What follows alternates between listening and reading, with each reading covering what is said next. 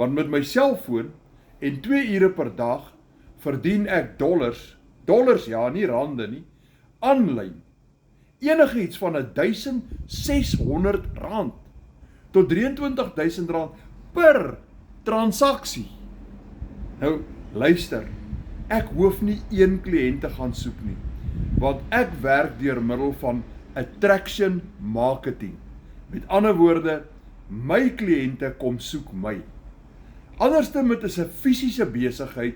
As jy 'n fisiese besigheid het en jy het 'n winkel, dan moet kliënte na jou toe ry en hulle moet in jou winkel instap om met jou besigheid te doen.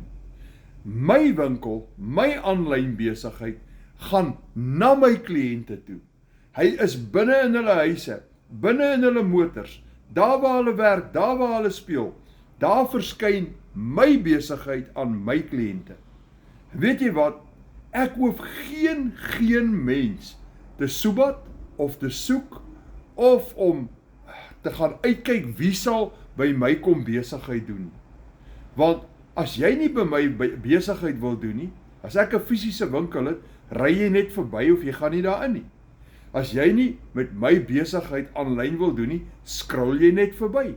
Jy hoef nie 'n snedige aanmerking te maak nie. Jy hoef my nie te beledig nie. As jy nie van my produkte of van my hou nie, scroll jy verby. Dis nog makliker as om by 'n besigheid verby te stap of verby te ry.